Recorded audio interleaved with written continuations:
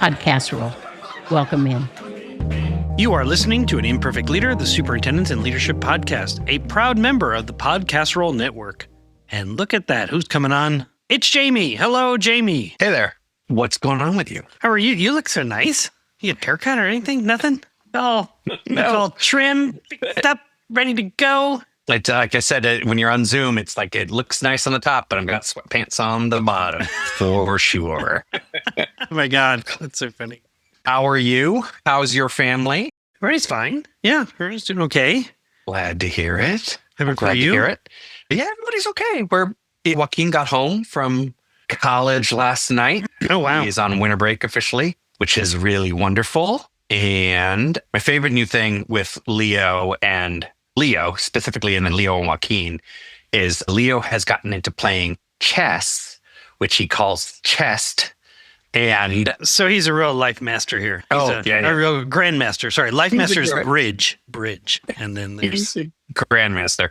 Joaquin was and still is a chess player and got really into it. And still, I think he still dabbles. I wouldn't say he's into it much anymore in the same way that he was when he was in high school. But I cannot wait because I hope our youngest isn't listening to this podcast, but Santa is bringing him a pretty killer chess set this Christmas. Oh, that's fantastic. And I can't wait to see my eldest and my youngest playing chess together. We've really missed our niche market if your youngest is listening to this podcast. We're really killing it with the elementary crowd. The 7-year-olds actually really find it fascinating. We're slaying it in second grade. Fascinating. I hope that's true. I mean, if that's true, then we are truly getting multiple. Oh, yeah. Oh, man. The kids are on the playground be like, did you hear the latest Imperfect Leader? Oh, man. I heard you're getting a chest. What? I'm behind. I'm like 2 weeks behind. Oh, man. There's so many episodes. Yeah, and they're all from Long Island, the kids. What are you talking about? I didn't know. Oh, that's funny. It's so funny. Is the accent on Long Island different? Basically, Montauk to... Sure. What's the closest city to... Yeah, is it? I mean, it's 120 miles long. But, yeah, I mean, there's some similarities, of course. But, yeah, if you're from just outside of Queens, it's going to sound a little bit more Queens, Brooklyn than all the way out there. Yeah, Who knows what happens out there? It's so far away. Although it's where my parents met. They met out. It is so far away. Yeah, it's so far away. And they won't tell us. We're like, where'd you meet? Oh, at the Driftwood Motel. Oh, that's so cool. Like at the bar or at the Driftwood Motel? In the lobby? I mean, how did you... No, we met through mutual friends. Why are you being so cagey? What's happening? They won't tell us. I don't know. That's fascinating. All right, I want to go back to chess for a second and just say, if you're looking for a good chess coach and Leo would like to have a weekly chess lesson. We'll see. Right now, I think Leo is mostly interested in the fact that they're called knights and it looks like a castle. Yeah, and, you might want to start with, it's called the moves are different. No, I don't think so. No, this is where I think you and I veer as parenting. No, he should go with chess until all the way. It's like when my kids ask me whether is Santa real to Joaquin, I'm like, yep, 100%. I will never, ever say to my children. You'd be so mad if Hanukkah Harry showed up at your house to tell him Santa Claus. No. And it's called chess. Anyway, have a great day. Oh, my God. I'm interested in talking to Hanukkah Harry. I would like to know, what are you doing over here? The Jewish community is tiny. It's a hall. They have the elf on a shelf. If you are here, do you happen... They call it the mensch on the bench. Guys, cut it out. How about we just go, have your elf on a shelf. Good luck. God bless you. Yes, keep it. Yeah, that's not the copying of Christmas. That kind of following that path. Bad idea. That's the whole thing with the 8 presents. It all came about, I believe, because they're like, oh God, we're going to lose all these kids. We better do gifts. And so the parents are like, kids, we're going to lose them at Christmas. Like, all right, are socks okay? Socks are fine on the 8th day. Fine. What about underwear? 7th day, sweater. 6th day. Come on, you got to do something big on one of those first few days. Keep the kids engaged. That's so funny. I was a religion major, and my absolute favorite course was Nordic religions. I loved it. It was like, and this is as a D&D geek growing up. It was all that. Man. And the stories of the origins of Christmas and the reasoning behind the inability of Christianity basically to dominate the Vikings. They were just losing perpetually. And eventually they're like, we're never going to win. And the Vikings said, well, do your religion if you take our biggest one, if the biggest one becomes your biggest one. And they said, basically, you have to move the birth of Jesus Christ. From the birth of Jesus Christ in June to the birth of Jesus Christ at the solstice. And that was the whole point of the solstice. And of course, in Nordic countries, is returning. Damn, it's dark. Yeah. It's dark. And there's cold. a reason why they have berserkers.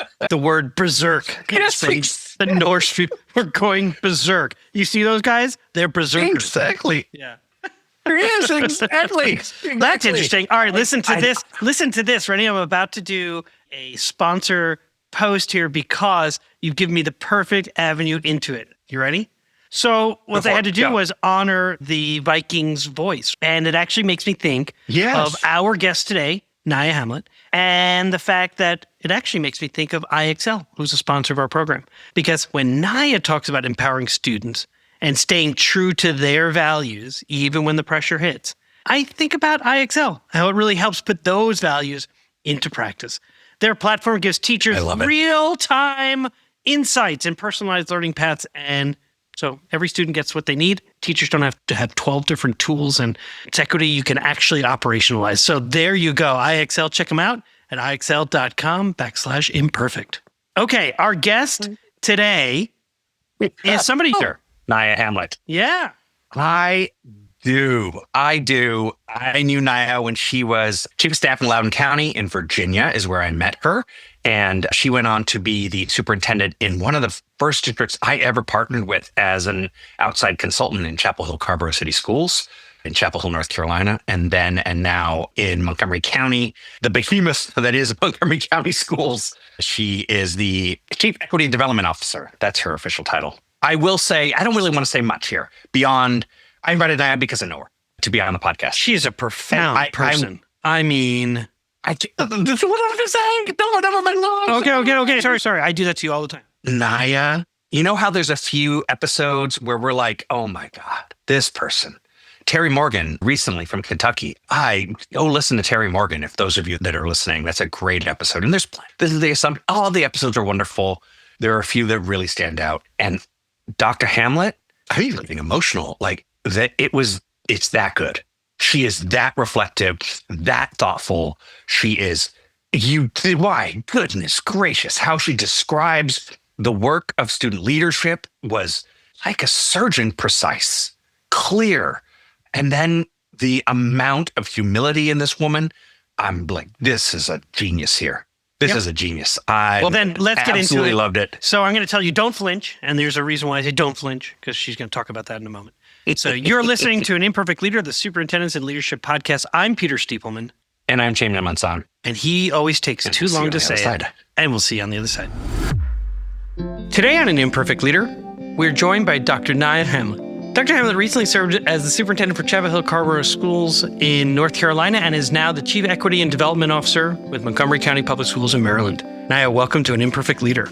Thank you for having me. I'm thrilled to have you. I've really been looking forward to our conversation because your former district and my former district, we were like sister districts. We were partner school districts through MSAN. And for those who are listening, MSAN is really where the Minority Student Achievement Network, and it was where we learned about things like AVID, for example. And actually, I came to your district about 10 years ago and saw really so many similarities to my district. One, I guess maybe not so nice, would be to say there are more degrees than a thermometer in that school district. They're going to tell you how to do your job, but you don't have to respond to that. I'll just tell you that's how it was for me. But no one really understands what it's like to lead in a university town unless they've done it. But also, I would say probably that you had really good opportunities to do some creative and courageous things as well. But I want to talk about you, if that's all right. And I've really become interested in your don't flinch leadership approach to leading, which, as I understand it, emphasizes standing firm in authenticity and vulnerability, especially in the face of extreme pressure. And so I guess let's start there. Would you talk a little bit about the don't flinch leadership philosophy and how it's helped you in your own leadership? Absolutely. And you hit the nail on the head. So for me, don't flinch leadership is really about standing firm in your core values, who you are as a person, who you are as a leader, leading authentically, and then holding as steady as possible under pressure. And even when it's uncomfortable or perhaps even unpopular. So for me, it really means choosing courage over convenience, especially when issues of equity or student voice or perhaps even systemic change are involved. I think it's just so important. In Chapel Hill-Carrboro City Schools, which is the district where I served as superintendent for the past 4.5 years, I'm in a new role now, as you mentioned. The Don't Flinch leadership philosophy was born and also tested constantly through my work in Chapel Hill, whether it was navigating reopening schools during COVID or addressing racial equity or confronting deeply ingrained traditions. That philosophy was continually tested. For me, it also means not shrinking yourself to make others comfortable while still approaching difficult conversations with empathy. Humility is super important, and vulnerability. Approaching it from a learner's growth mindset, I think, is so necessary in Don't Flinch leadership or in leadership in general. Especially when you're in high visibility roles like a superintendent, you're constantly balancing external pressures with your kind of internal compass of what's right for kids or what's right for staff or the community.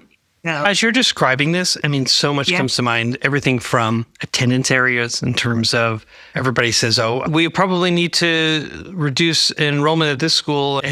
Or if you're building a new school, I understand you got to fill it, but not with my kid because this is our school. We go here. And then they say, but it's okay for that part of the town. They can go to that other school, but not for us. And then they start these campaigns of start to finish. We're all going to start and finish at the schools and those types of things. Then I think of, as you were describing it, things like access to advanced courses and AP courses or international baccalaureate courses or higher level CTE courses. And the system was set up for a particular group of kids to be able to access those classes. So you set up these prerequisites and whose parent is more likely than not to insist that their child take algebra earlier so that they can access certain courses and those types of things. So I imagine Don't Flinch leadership. Am I hitting on any of the top ones that come to mind for you?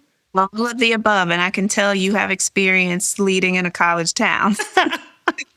But really, my kid needs to take algebra 2 in 6th grade. Like, what? And you can be a superintendent and have all the experience in the world, but it's, hey, we know what's best and you're going to do what we say. And communities do tend to go on these email writing campaigns or, I guess, trying to amplify voice and numbers. But again, Don't Flinch doesn't mean ignoring criticism. It means hearing that's a really it. good distinction. Yep. It does. You can't ignore the criticism, but it means you have to hear it, right? You have to process it. But it's about not letting it compromise your integrity. And honestly, it's really about, I would say it's not about being fearless. It's about really leading through the fear or the obstinance or the obstacles with clarity and purpose. You mentioned the pandemic, so I'd like to think about this for a second. You took on the superintendency in the Chapel Hill-Carrboro City Schools January of 21. Is that right? Yes. Yeah. That's right. That is an interesting time because I was retiring at the end of that school year, having led through the pandemic, and we were exhausted, and you were like, yeah, I'm exhausted. I'm about to take over this exhausting job. Wow. And this is all before widespread vaccinations and things like that. So I'm curious, I mean, obviously, what were the sort of significant challenges you faced? But I guess I am curious. So without flinching, you had to lead through in these uncertain days and navigating a new job and a new community in this role. Can you describe that a little bit without having to look for like a gallon of whiskey because any one of us who led through this period, those are hard times. And doing that while being a novice superintendent. Exactly. Welcome to superintendency. Exactly. Yeah. The district was deep into remote learning. So I got there in January of 2021. By March, I was able to move the district into a hybrid approach where if you so chose as a family that, your kids could come to school in person, and there were a lot of masking protocols and those types of things. But we were, if not the last, we were one of the last in the state of North Carolina to return to in-person instruction. And I had only been there 3 months before I was able to get the community to agree to allow some children and staff to come back. So the emotions were heightened. And of course, there was widespread distrust in public systems at that time. And you mentioned this, serving in a college town where over 14% of residents have doctoral degrees. Everyone is an expert on something. Yes. I was in the middle of the research triangle where Of course. there are a number of public health officials. There were nationally recognized epidemiologists who were my parents and staff members or coaches. There were pediatricians, child psychologists, researchers, you name it, right? So they lived there. They sent their children to school there. So, I mean, that was... So you got this pediatric time. infectious disease expert representing the research triangle with Duke, UNC, I can't remember. Absolutely. Yeah. And they say, Dr. Hamlett, are you a medical doctor? And you go, no, I never said I was. No. However, this is the advice I'm getting from my health department, from many of you. And I'm trying to make the very best decision to advise my locally elected board, because actually I don't totally get to decide, at least not in Missouri. That's right. We could decide to close, but they had to be part of the deciding to open. Correct. Yep. Same in North Carolina. And so I had to work closely with my board, who was just getting to know me. They just hired. And you getting to know them. Exactly. So I would say navigating the pandemic required building trust while making decisions with limited and ever-changing information. And I just chose to prioritize transparent and frequent communication. Really, even when I didn't have all the answers, that was my go-to strategy. And also at that time, amplifying student voices became essential for me. Students were living the consequences of our decisions in real time, so it was critical to center their experiences. And the difficult thing was that I was meeting everyone through the little 4x4 box and whatever it is on Zoom and these platforms, because I didn't get the opportunity to do those listen sessions and go on a tour. Of course, right. I was meeting people through Zoom meetings. Right, through seeing their hands are up. I see your hand is up, Mr. Johnson. I'm going to unmute you now. Yeah. Oh, boy. Yeah. That's so really don't hard. flinch, really, I guess, don't flinch. Help me be transparent about the unknowns while keeping safety and wellness at the forefront of the work that was before us each day. And that was a priority. Okay, so I'm curious, what was your most outlandish public comment that you got? Do you have one that comes to mind? I've got two that like are battling each other. Oh, yeah. Related to the pandemic, I've got to think about that one, Peter. Okay, that's mine? Because there were some pretty, and then I think about public comment, what people actually said versus what people emailed, which was still somewhat of public comment. Yeah, those are some gems. Yeah, those are all publicly accessible. But so I had two. One was an individual who said, Dr. Stiepelman, this was about masks. Dr. Stiepelman, if I were married to you, I would divorce you. You're a chicken. And then she put on a chicken head, like a large, like mascot chicken head. It was fantastic. I was glad to have a mask at the time because my whole face was like, oh. Yeah. And then the other one was a gentleman who came up and said, I don't know a lot about viruses, but I do watch a lot of zombie movies. And then went on to tell me what he thought we should be doing based on that expertise. So those are my two. If any come to mind, you feel free to share yours. Yeah, I'll have to share some. But I'm sure there's some that are probably pretty comical, but none from top of mind. Okay, no problem.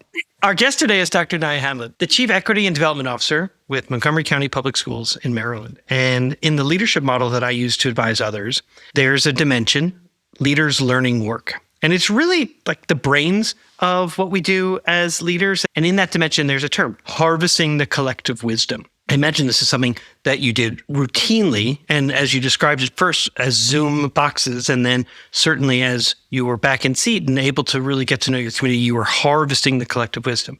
I know that you're now doing that in your new role. And so I read something that you do about amplifying and heeding student voices. And I really appreciate that because so many leaders that I get to interact with put students last. Oh, I talk to teachers, I talk to staff, I talk to parents. Oh yeah, and I talk to students. And I'm thinking, they're the kids who are going to inherit the district as adults in the future. This is their experience.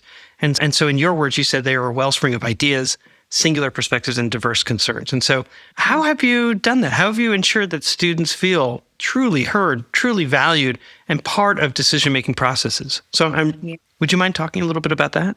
Yeah, I could go on and on about this all day. So that student engagement for me really came from this notion, and we hear it often from staff, from parents, community members, and ourselves sometimes. When I was in school, this and this happened. I have to remind my husband often when he's talking to our own children, I'm like, okay, but it's not 1992 anymore, right? So in Chapel Hill-Carrboro City Schools, student engagement wasn't, for me, it wasn't a checkbox. It was embedded into the decision-making fabric of our district. There was a program that I started called Equity and Empathy Ambassadors, where I had a group of about 40 to 50 high school students. And then we had a junior ambassadors program. They didn't meet as often, but the high schoolers, they led focus groups. They reviewed policies. They advised on major initiatives like grading equity, class rank reforms, aligning high school scheduling across the district, which was a challenge that we had grappled with for decades. And their voices were not just, they weren't like filtered or sanitized or anything like that. They were truly a part of the process from start to finish. And I used different resources. So I leaned heavily on an organization called Our Turn. I leaned heavily on their superintendent's roadmap to student engagement to really operationalize the work. But their framework really helps us move beyond tokenistic listening sessions to real shared decision-making power. So students weren't just being heard, they were actually shaping policy. And it was so exciting to just be in the room with those young people. I used to call them fierce and fearless. And they had no qualms about holding adults accountable, which I loved and I tried to establish early on with them. But I always wonder where we lose that, because it's so true. Yeah. They are fearless in advocating what they know to be right. I mean, and adults often, like, we know what's right, but it's not easy, so we choose not to do it. That's right. And they're like, no excuse, just do it. Sometimes I think this generation still waits for permission to be in that space or to feel like they're in that safe and brave space to do. And then there are others, don't get me wrong, there are others who are like, they're just going to tell you like it is.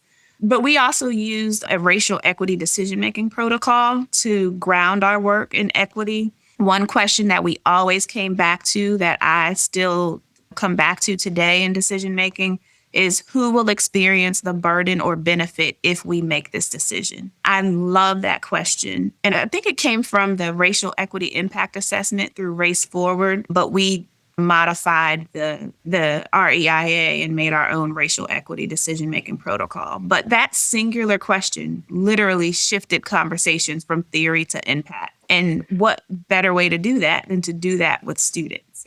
I imagine you actually answered the question, not just posed it as a rhetorical, as we're making this decision, let's be mindful of who benefits and who is burdened by this decision, but rather let's name it. Who's going to be burdened by this? Who's going to be benefited? And in those meetings, Peter, it was I had to model what I expected of the other district leaders or school leaders who joined us for those meetings. And we would ask those questions, but we had to button our own lips and actually listen and let the students talk, let the students lead, let the students facilitate. Now, it's important to note that not every decision aligned with every student's perspective, right? So, for example, during our class rank and grading policy revisions, or especially the high school scheduling assessment, ours was weighted grades. When we brought it to students, should we have weighted grades? Don't have weighted grades. Yeah, so. I can only imagine. We spent hours on grading policies. Mm-hmm. I can only imagine. But yeah, some of our ambassadors disagreed with those outcomes. But what mattered was that they had a seat at the table. Their insights were critical, and they knew that. And their dissent actually sharpened the conversation. And the other thing with that, I would say, is the impact of the work was not just procedural, it was cultural. It was a part of cultural shifts. I always say don't allow adult issues or decisions to get in the way of what children need. So students became partners in leadership, not passive recipients of some decision that the adults in the district made. So did you have students as board members?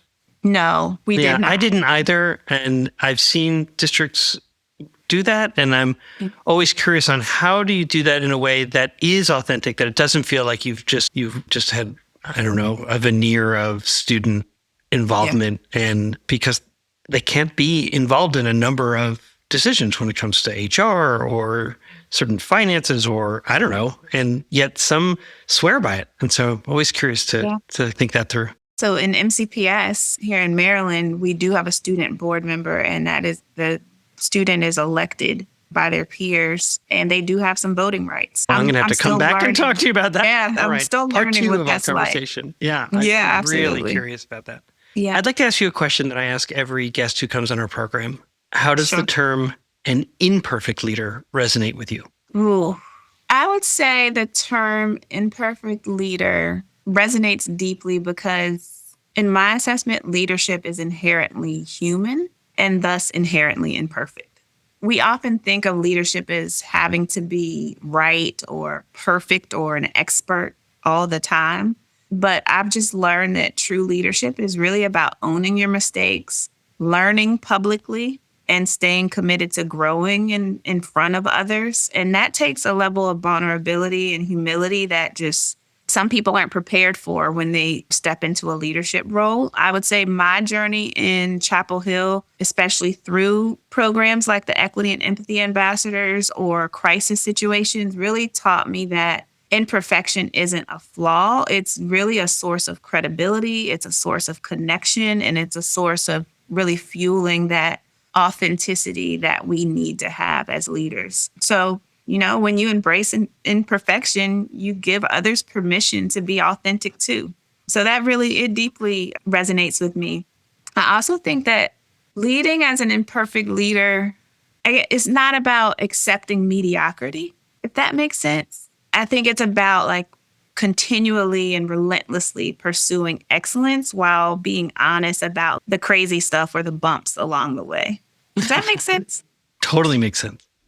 So I want to talk a minute about the Mosaic Project. It is one of our favorite organizations and has over 25 years of experience empowering students to really celebrate differences, communicate assertively, and resolve conflict peacefully at their outdoor school. I happen to have experience being part of the Mosaic Project, and so I can absolutely tell you it's an amazing organization.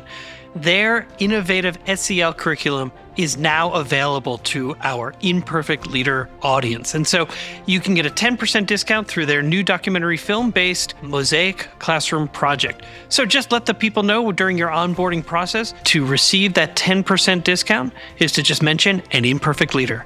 Learn more about the Mosaic Project at mosaicproject.org. When leaders think in systems, they think differently. They see the big picture, making decisions that create coherence and strengthen communication across their teams. They build adaptability, flexibility, and engagement.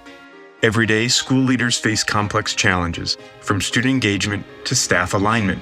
What if your team could see those challenges as part of a bigger picture? That's what happens when you think in systems. It's how leaders turn complexity into connection and challenges into opportunities for growth.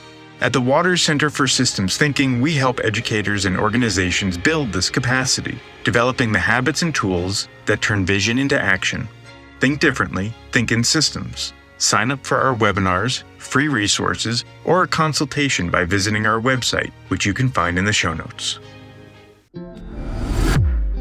We're back for segment 2 of an Imperfect Leader called Imperfect Leadership in After Action. My guest today is Dr. Nyah Hamlett, the Chief Equity and Development Officer with Montgomery County Public Schools in Maryland. Now, in this segment, we ask our guests to deconstruct a decision that they made and what they learned from it. Nyah, what happened? Goodness. The thing that comes to mind for me, a community member with, I believe, some mental health challenges entered a school building on the first day of school, assaulted 2 teachers, walked through the building, past several students, and went out the front door and then entered a parent's car in the car rider line with her children inside.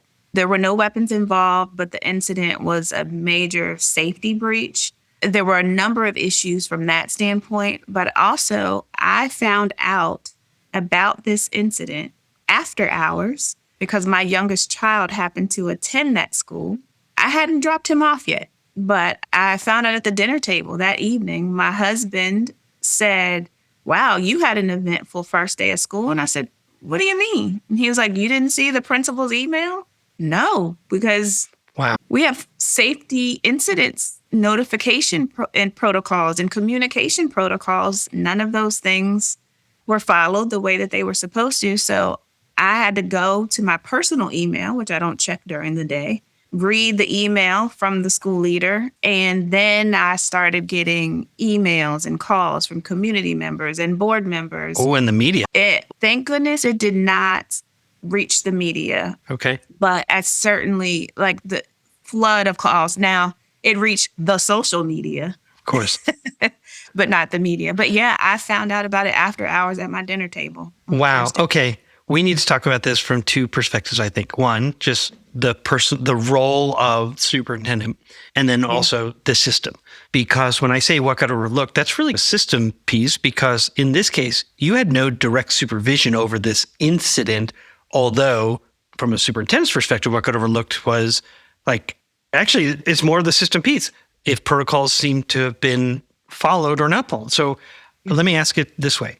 Now, as we think about this, what got overlooked? Yeah. So I will say a number of things. So I reacted rather than responding by trying to fix it through district level communications and external facing kind of damage control. I relied on secondhand accounts from my HR team, my operations and safety folks, my communications leaders, my leadership team leaders, but I never directly consulted the principal at the outset. So I think that was a misstep on my part. And that's another thing that got overlooked. I overlooked the importance of a direct restorative conversation with the school leader to co-create a follow-up and somewhat of that damage control plan. And so instead, what I ended up doing was I defaulted to, you may be familiar with restorative practices, right? Of course. Those who are listening may be familiar with. And so the fundamental premise of restorative practice is about doing things with people rather than to them or for them. I think in this situation, what got overlooked was I defaulted to and for leadership rather than with leadership.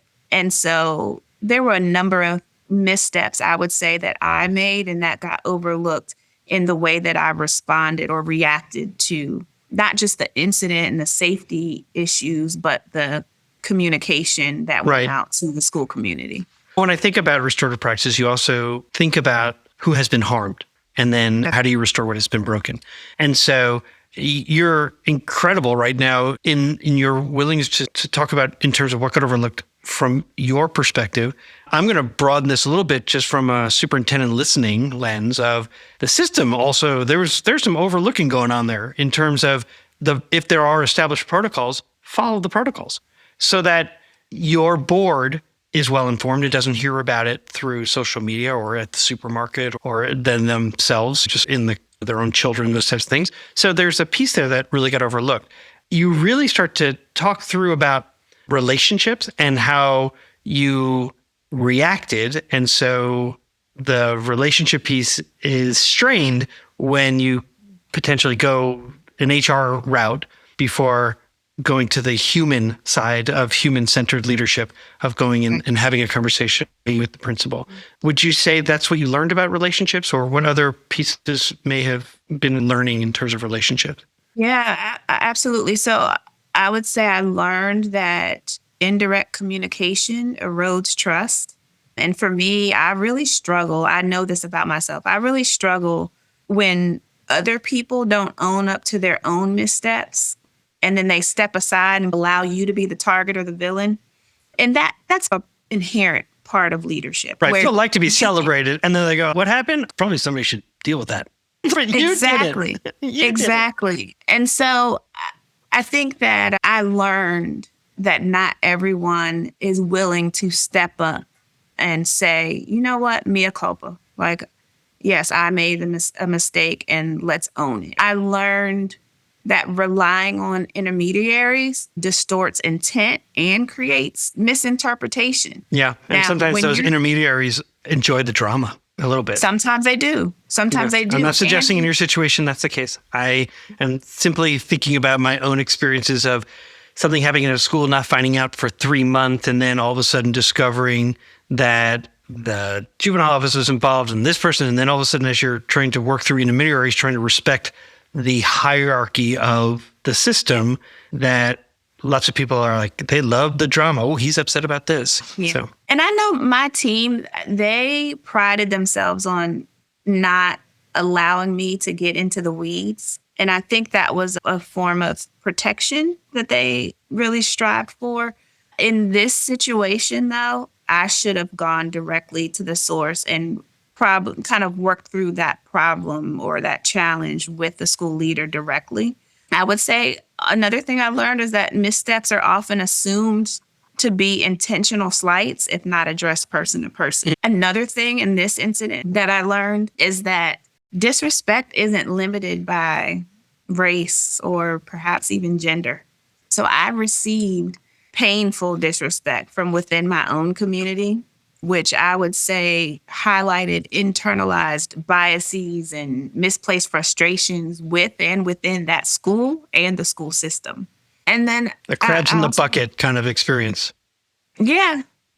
And I know that there are some things that were said and some things that were done that had I been a male or had I been a white male, the community and the folks in that school would not have responded in the way that they did to the way that I chose to fix the situation. Not that I had all the answers, or it reinforced that leadership is really, it's relational, it's not positional. Yeah, no, that makes sense. I wonder almost if you even want to revisit the imperfect leader definition when I say, how does it resonate for you? A dear friend of mine, Sharonica Hardin Bartley in University City. So, WashU is right there. So she's got a lot of university folks who will send their kids to elementary and then decide they don't want to go to middle and high school. Although I think that's changing because of her leadership. And when I asked Sharonica, how does the term resonate for you? She said, and I'm happy to play it for you at some point. But basically she said, that's a privilege for someone who looks like you, because I don't always get the opportunity to make a mistake. I have to work twice as hard to get half as far. And you got to understand, I appreciate imperfect leadership and I will give people grace. I'm not sure I always get it. And she didn't say exactly that, but that's how I inferred it. Yeah. Yes. I'm going to have to go back and listen to that episode. I'm going to send that to you. I'll send it to you because it's like, she was like, let me tell you something. Yeah. In the end, what was something good that came out of this experience? And that's hard, right? Because you're like, wait, there are a lot of hurt relationships. But I imagine subsequent decisions, subsequent incidents may have been handled differently. Yeah, absolutely. I was thinking more in the mindset of the frustrations associated with it. But I skipped that question. What frustrated you? It seemed pretty clear. Dr. Hamlett, what was frustrating? Oh, goodness. No, I mean, there are a number of frustrations. Yeah. The reaction of school staff and some community members to my written message of just trying to be clear and transparent and take on some accountability, or the reaction after the incident, I went to the school and met with the staff and was willing to meet with them face to hear them out. But everything from accusations of throwing the school under the bus and upholding white supremacy culture because I tried to be unapologetic, yet still acknowledge intent versus impact. But what I overlooked, and it was also frustrating, but that in systems shaped by white supremacy culture, good intentions don't shield you from harmful impacts. That is profound. Yeah. And it goes along with what you were saying, your other guest said, especially when you're expected to give endlessly without reciprocity. I received emails that are like, how dare you're just a visitor here? Or I actually chose to transfer my child out of that school, and there was a breach of privacy regarding my personal decision. But what people didn't know was that my child had been assaulted by an employee the year before, grabbed him by his arm, yelled at him, made him stand in a corner and cry because he was talking to a friend at the same time that the teacher was teaching. And the principal, quite frankly, didn't address it with the employee to my satisfaction. My husband emailed the board and anyway, I say all those things. I hear it. Yeah. The incident itself was the final grievance for me. And I had to make a personal decision to protect my own child. But what many people, and this is a frustration, what many people did not know is that despite all that transpired publicly, I was actually privately protecting the principal with my board, advocating for her despite clear leadership missteps, but that narrative wasn't visible to others. And it was very frustrating. I told you, I often say, I don't like when adult issues get in the way of what children need. It was clear that people were prioritizing feelings or the reputation of the school over the actual safety and well-being of the staff and students. And that was just mind-boggling to me. Yeah. So I would say ultimately, Peter, I was frustrated with myself because I came to the painful realization that I had allowed my family's needs to become secondary to the demands of the district. And over time, that sacrifice, I would say, began to really breed resentment for me. I was pouring everything into leading with integrity and clarity and accountability and empathy. And I was showing up fully for a community that I loved. But in doing so, I was really neglecting my own family's mental, physical, and emotional well-being. Yeah. And I feel like I was serving a community that in many ways simply didn't have the capacity to love me back. And so all of those things all together it was just very frustrating. But I could have done a lot differently. Let me say, thank you for having the courage to share this deeply personal and still, to some extent, likely raw experience. This is not like a number of people come on this program and say, let me tell you about a time 30 years ago. And you're like, 30 years ago? You're like, let me tell you about a time 30 weeks ago. So You're right. When I think about what was something that was good that came out of this experience, and now it seems even more obvious why your face was like, what? But this is what I would like to observe is that don't flinch leadership, as you described it in segment 1, is exactly what you just led with. I mean, you were able to model and show your son, your spouse, your community that you have values and that you're going to live them. And so what was something that was good that came out of this? When faced with living your values, you did. Yeah. Even if that meant having to change a job and leave him. That you were not going to sacrifice your family, your health, and your own well-being. And I think that is really amazing. Yeah. Thank you.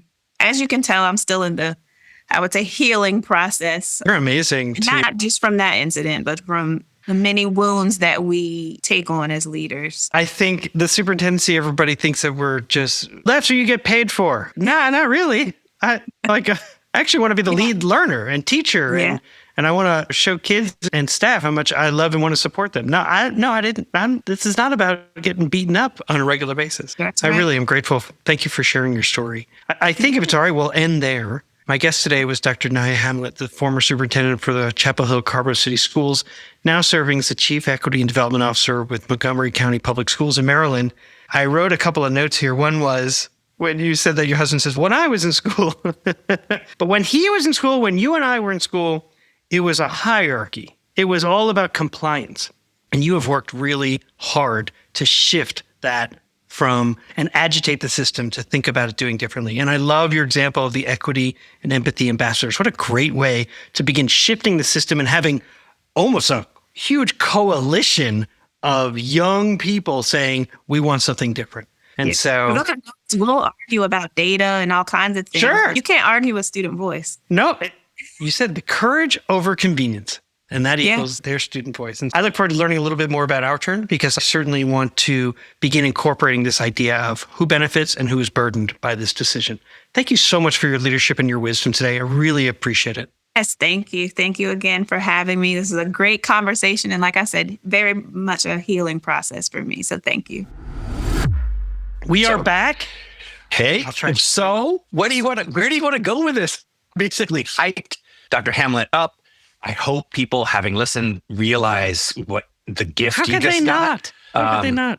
I hope that's true. I really do. Yep. Because that's a gift. That's a re-listener as well. That's one that I'm going to go, oh, I'm going back. Oh, I agree. There's a few like that. Yeah. So, I mean, where I would start is because I encourage people to not to flinch. So what did that mean? And I really, when I was first doing before I interview anybody, I do a ton of research about who they are and things that they say or read. And so she had this don't flinch leadership philosophy, and I asked her to talk about it. And I'm so glad that I did, because I had an idea of what I understood it to be. And she really, her more human response to it really helped me understand, particularly when she says something around, you got to choose courage over convenience.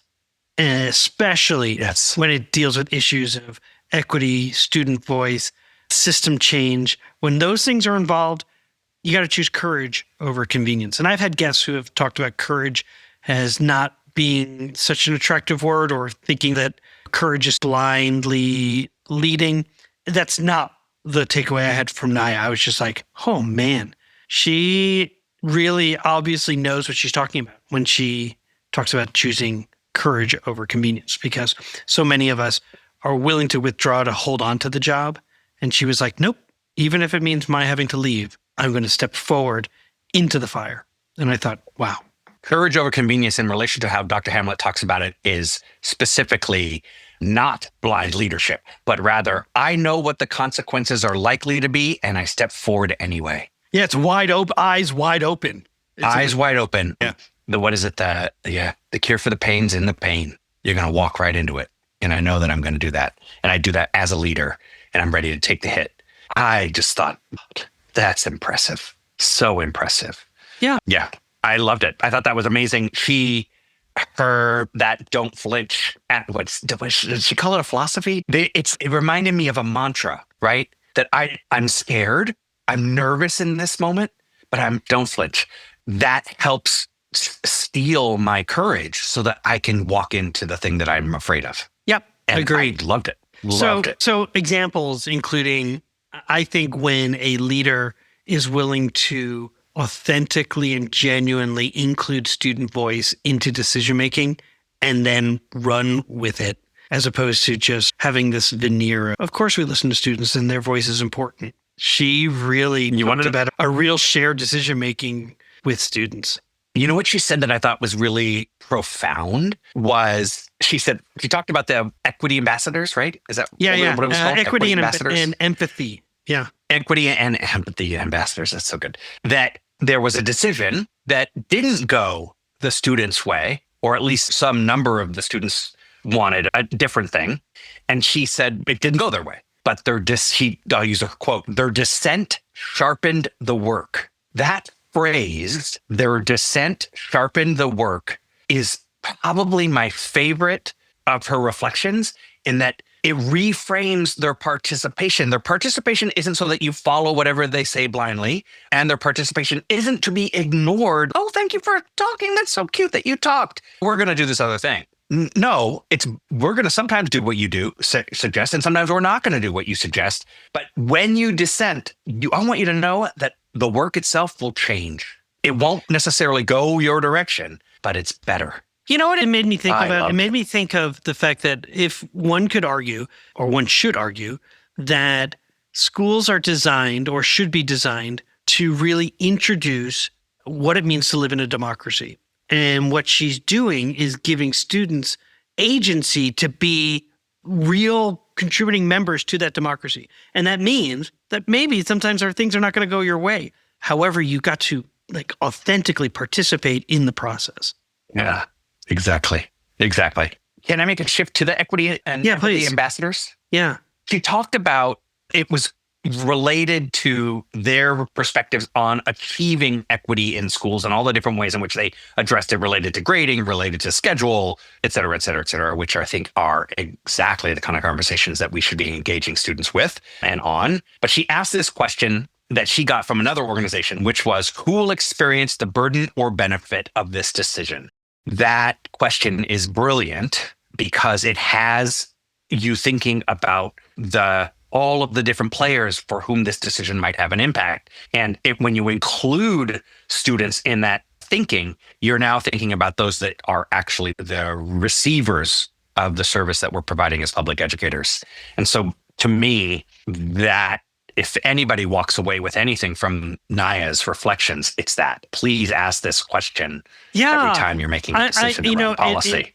I love it because typically when I'm coaching other leaders, when we're walking through our process, I'll often ask one of those habits of systems thinking questions about whose voice is not at the table or who's not in the room right now, or if we're going to make decisions with the people most impacted, who might not be here to express how this decision might make them feel. And that's all well and good. I still think those are good questions. Her question gets to the heart of it. Who's going to benefit from this and who's going to be burdened by it? That gets really, it forces you to have an image in your head about who's going to be burdened and who's going to be benefited. Oh, so good. So good. But another deeper layer of decision making.